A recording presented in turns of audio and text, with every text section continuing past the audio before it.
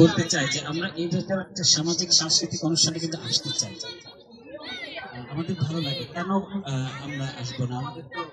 আমরা তো আমাদের সমাজের আর 10 জন মানুষের মতো আমাদেরও ইচ্ছা করে ওই ছোট ছোট বাচ্চাদের সাথে একটু দৌড়াদৌড়ি করতে, একটা খোলা আকাশের নিচে কিছুক্ষণ বসে থাকতে, নদীর পাড়ে বাতাস খেতে।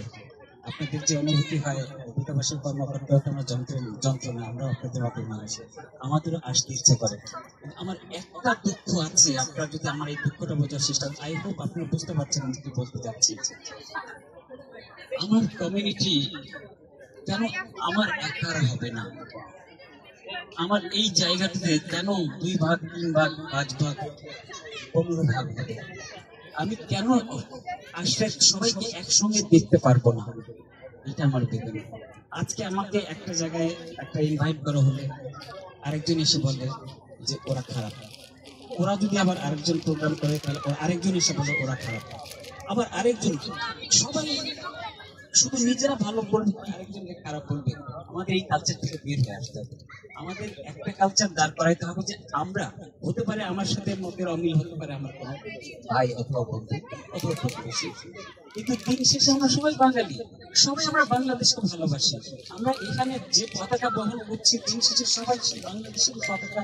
আমি ভালো কাজ করলে বাংলাদেশের সুনাম হয়, আমি খারাপ কাজ করলে বাংলাদেশের সুনাম হয়, এর মধ্যে তো কোনো পার্থক্য নাই। এমন কেউ বলতে পারবে না যে অমুক একজন বাংলাদেশের লোক আছে, ও যদি খারাপ কাজ করে বাংলাদেশের দুর্নাম হবে না। আমরা সবাই বাংলাদেশের নাগরিক, সবাই আমরা বাংলাদেশের পতাকা ক্যারি করি, সবাই আমরা দেশের ভালো চাই, সবাই আমরা বাংলাদেশের টাকা পাঠাই। তাহলে আমরা সবাই এক হতে পারি না কেন একটা মঞ্চে? আমি আপনাদের কাছে এই আকুল আবেদন করি, আমাদের এখন জাতীয় ঐক্যের সময়, ঐক্য ছাড়া কিছু করা যাবে না। আমরা একটা বড় সময় পাস করতেছি, একটা ট্রানজিশন।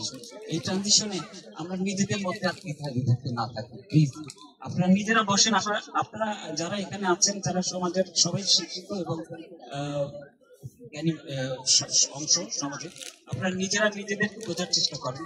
আমি যে কথাটা বলছি একদমই নতুন কোনো কথা না, এটা আপনারা সবাই বোঝেন। আমি চাই বাংলাদেশ কমিউনিটির সকল সদস্যই একভাবে এক দাঁড়িপাল্লায় সবাই সবাইকে ওজন করুক, সবাই একজন আরেকজনকে ভাই বলুক, সবাই একজন আরেকজনকে বন্ধু বলুক। আমাদের দুজনের মতের পার্থক্য থাকতে পারে, কিন্তু মেজরিটি জায়গায় তো আমরা একই। আমি একটু আগে যেগুলো বললাম সবাই তো আমরা একই, তাহলে আমরা কেন এক মঞ্চে দাঁড়াতে পারবো না? কিছু সময়ের জন্য হলো।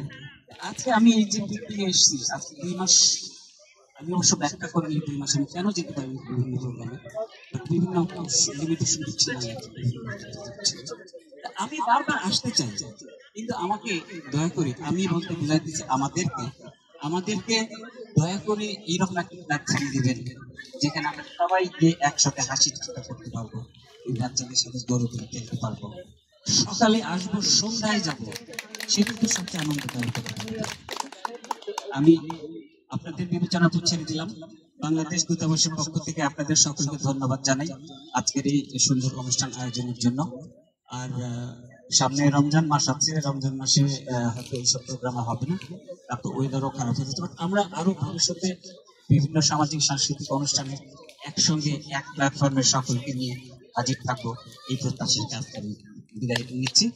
আর পরিশেষে আজকে যে নতুন কমিটি ঘোষণা করা হলো, আমার অবশ্য এই অর্গানাইজেশনের স্ট্রাকচার সম্পর্কে খুব ভালো ধারণা নেই, নির্বাচন প্রক্রিয়া সম্পর্কে ভালো ধারণা নেই, তবে আমি যতটুকু অনুমান করছি যেটা সর্বসম্মতিক্রমে কমিটিটা গঠন হয়েছে, আমি এই কমিটিটাকে সব আমার অন্তরের অন্তঃস্থল থেকে অভিনন্দন জানাই।